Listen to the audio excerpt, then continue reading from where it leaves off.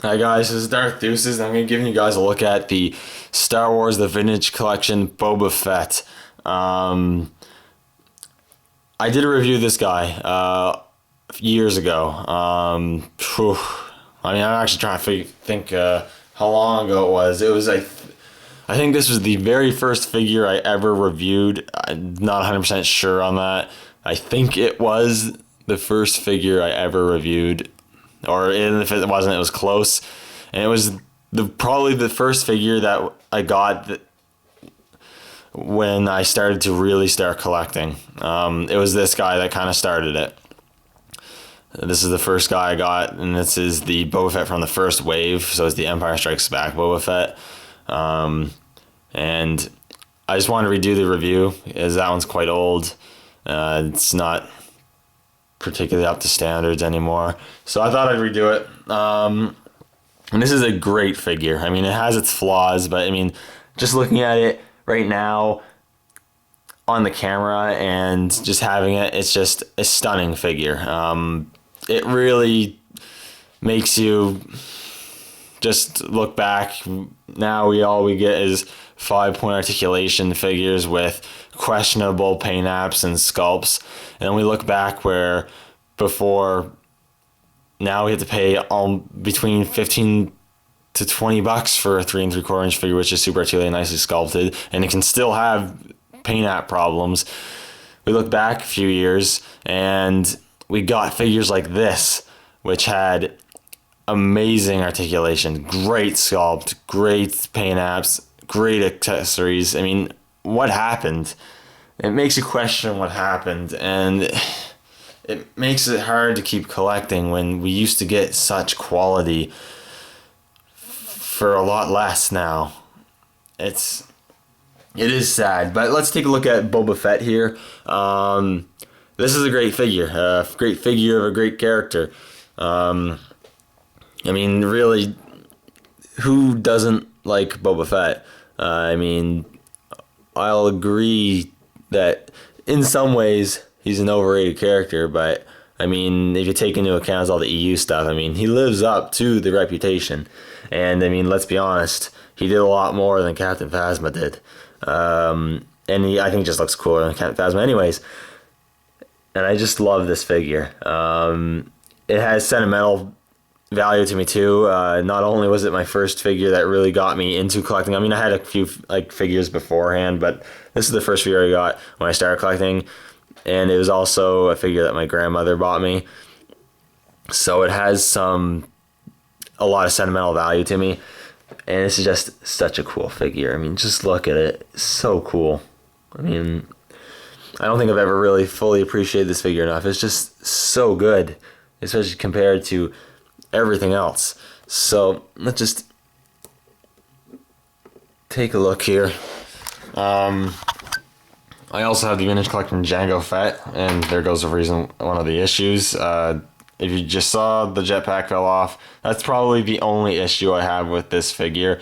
The jetpack falls off so much. It's such a loose fit onto the peg on the back. I don't know why. It just is. That's the only problem I have with the figure. The jetpack doesn't want to stay on. But let's just keep it off for now and just take a look at the figure. Let's take a look at this head sculpt. Very good. I'm very happy with this. You got all these nice silver scrapes on the helmet, which looks really nice. You got the multiple greens, which looks really nice. Sharply applied paint. I mean, the yellow lines are a little off, but it's not too bad. It looks really good. You got more of that nice silver scraping on the helmet, which looks really nice. The reddish brown burgundy on the helmet is nice. You got the rangefinder there, which unfortunately doesn't move, but that doesn't really matter too much. It looks really good. The visor is sculpted really nicely. You got some nice depth to the visor itself. It's the ridges of the visor are raised in relief to the visor, which is really cool. Just really good. You got the dent there with some more silver scraping there, which just looks awesome. So cool. You have his armor here, which you just have that green again and just more of that nice silver wash, which makes it look worn and gone through countless bounties. You got the nice Boba Fett logo there. And you got like some red lines thing there. You got some denser dots here and there, which is really cool. The undersuit underneath is nicely sculpted with some nice ripples there. You got the yellow armor shoulder plates here, which has the Mandalorian skull there. I don't know the technical term for it, but that looks really nice. That is sculpted, and sorry, not sculpted, painted really accurately, really sharply. And you got the cape here, which is pretty cool. It's just attached there. It's got some nice kind of fraying on the side, which makes it look worn, which is cool. Got the brown stripe there and some holes. I don't really know what the holes are supposed to be. If they're supposed to be like blaster bolts kind of went through. I'm not 100% sure on that. I'd argue it might be a little long, but that doesn't bother me. So you got some more sculpting work there. You got the hole for the jetpack.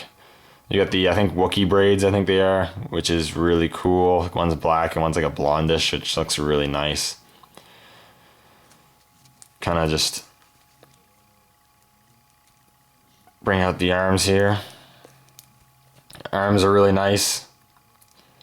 You have this one, which has the sculpted wrist rocket right here, and you got some nice painted detail on the bottom. It just looks really nice.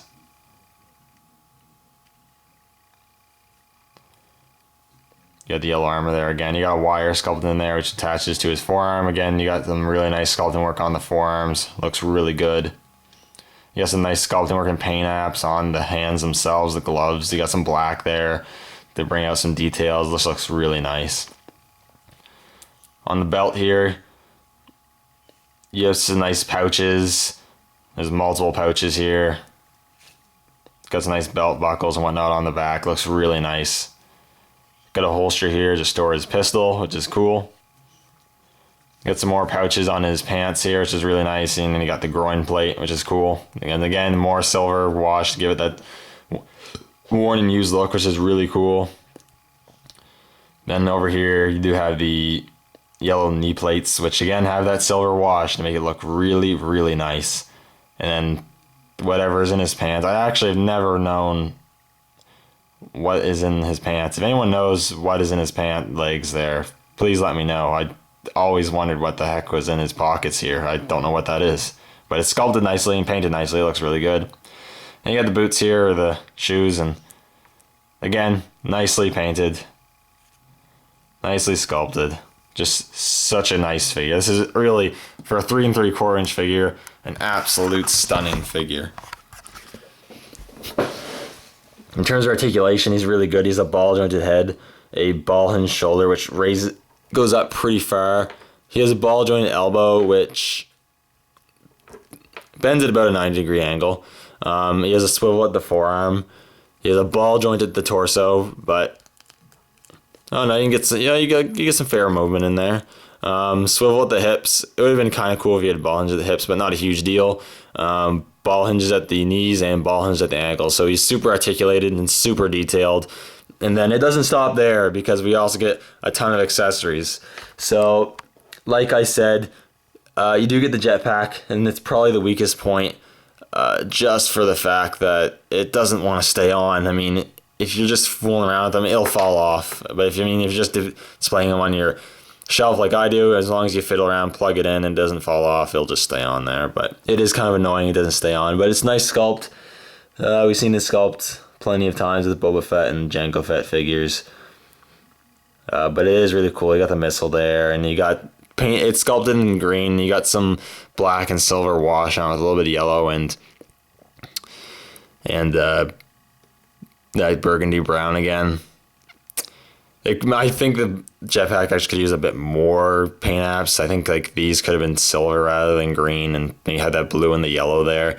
But maybe it was like this in the movie. I don't fully remember. I'm kind of going off what his jetpack looks like in Battlefront right now. But also he comes with his blaster rifle, which I will show you. And you don't want to stand up. That's cool. Okay. Here's the rifle again, another nicely sculpted weapon. Probably a sculpt we've seen on multiple Boba Fett figures, but it is really nice. You got some nice paint apps. You got the base black, which has silver dry brush on it, give it detail.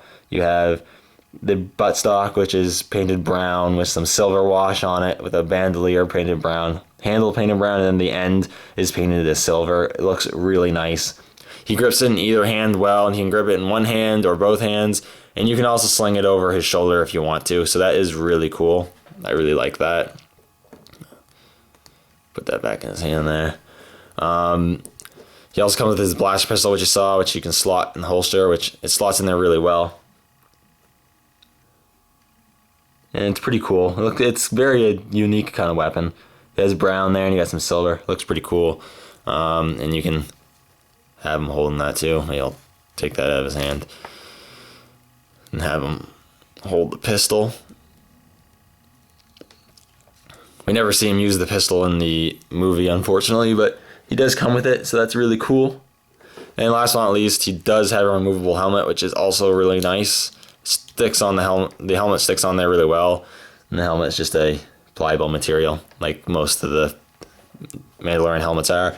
And they had the head sculpt, which is just essentially the head sculpt used on multiple stormtroopers, which to a degree is accurate, considering he is a clone of Jango Fett. But that being said, it would have been nice if Boba Fett got his own unique head sculpt. That would have been a lot nicer. But we do get this, so can't complain too much. Try to get the focus in. So that is nice though. You got the scars on the cheek and on the around the eye, and you got like the flight suit hood on, which is kind of cool. That's some really nice, again, black dry brushing. That's really cool. But overall, this is a really, really nice figure. I think I might do a video talking about like the 5-point articulation figures and what I think's going on with it right now. So watch out for that video. I think I'll do that. I explained a bit what I think on this video, but this is just a fantastic figure, a phenomenal figure, really. I mean, the articulation's great. The sculpt and the paint is just fantastic, especially for a figure of this size, is just incredible. It's incredible. I applaud Hasbro for making this figure.